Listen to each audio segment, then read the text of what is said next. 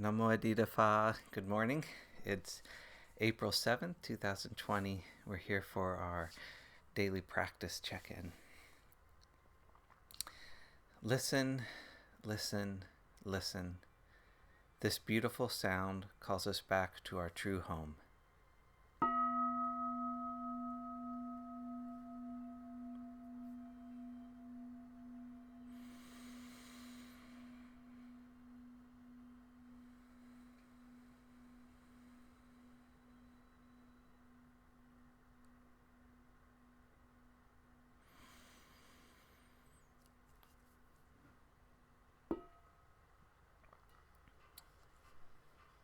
This morning we're reading the second wonderful precept.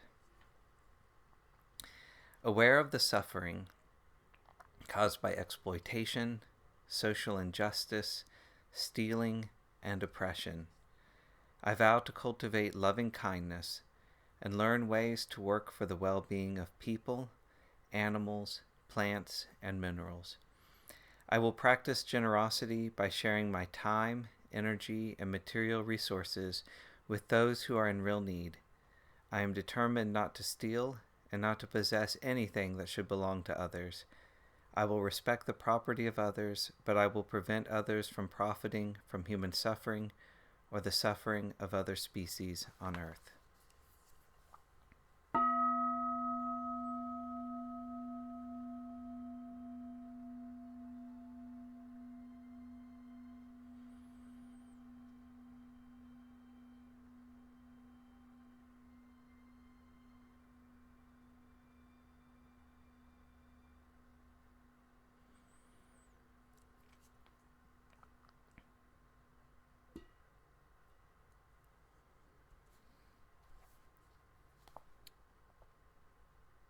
And continuing in chapter 1 of Ajahn Sucitto's Kamma and the End of Kamma. Developing yourself to freedom from self. The strong inclination to sustain a self, called becoming or being, bhava, stores that sense of I and me as a notion, a self-impression that lasts as a reference point for whatever my mind has been involved with. This self is thus not an entity but a pattern, a self-construction program, ahamkara, made up of emotional and psychological behaviors. These give rise to the sense that this is how I operate, these are my opinions, this is my history, and accordingly there is the impression of being a self in such and such a state, with strategies of how to continue to be in it, augment it, or get out of it. But all that is not an identity, not a fixed thing, but a process of being this and becoming that. Becoming is the core program behind Kamma. It's the reason why there is so much activity in the mind. But because it's an activity, it can stop. However, becoming is deep-rooted and instinctive. It doesn't stop through reasoning. As an instinct, it has to be arrested in the depth of the heart. And that is a process which involves steering the push of intention towards clearing the selfing view. First, we need to develop strength, skill, capacity. So much of the Buddha's teaching favors becoming in terms of becoming clearer, steadier, more warm-hearted. We generate good Kamma through acts of generosity, kindness, and through letting go of behavior that does harm. We become calmer, brighter people. Right view encourages awareness of the results of what we do, awareness of sharing this world with others, and awareness of the importance of our inner psychological realm over that of sense contact. If the deeper sense of fulfillment through compassion and calm gets established, then we can let go of getting and gaining and holding on, major causes of stress. We can shift out of the drive towards short-term efficiency, convenience, success, comfort, and sex appeal. Then we're on the right track for liberation. Consider the social scenario. In the West, many of us can live in physical comfort, yet because we are continually being presented with more refined commodities or changing standards by which to measure ourselves, there's not much contentment. And there are social and group pressures. A person might very well feel that if they're not wearing the right clothes, their job is at risk, so they have to bear this in mind.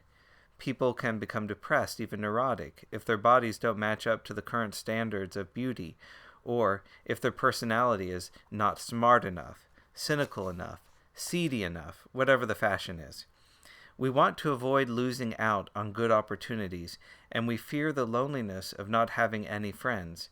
So there can be a nervous feeling of inadequacy and insecurity which deprives us of a sense of trust in our innate worth as a human being. So because of just this, it's important that we sense and define ourselves as being apart from those currents, if only to get onto some firmer ground. And what really helps is to be able to calm and collect the mind, and to develop oneself in what gives greater benefit, to live one's own life with authenticity. We can cultivate simplicity of needs and a sense of truthfulness and integrity. We can gain contentment through acknowledging the good in ourselves and others. People have problems and flaws, but to recognize and honor the goodness that we all have is skillful. It's also wise to regard our tendencies towards reactivity and confusion with compassion. This is because how you attend creates the dwelling place of the mind. So if we can begin to experience clarity and empathy for ourselves and others, we find ourselves living in a more appreciative and balanced way that encourages goodness to develop. In this way, we incline towards good karma, and a basis develops that really supports our well-being. Working with the mind's impressions in this way can bring around radical changes in life. We discover that the feel-good factor required by our sense of self is most fully acquired through inclining towards ethically based, compassionate behavior. The qualities that arise from these inclinations are immensely nourishing. This is cultivating self in a right way, and it is an essential aspect of Dhamma practice. From this, we realize that we can make meaningful choices in our lives.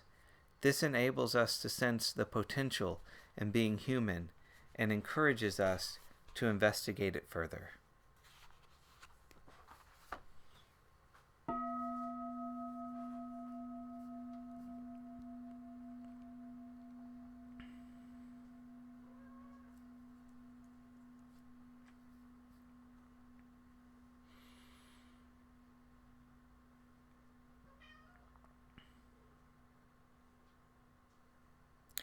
May all beings be well. May all beings be happy. May all beings be peaceful. Sadhu. Sadhu. Sadhu. Thank you for joining me again this morning. I hope you have a day that's overflowing with joy and peace.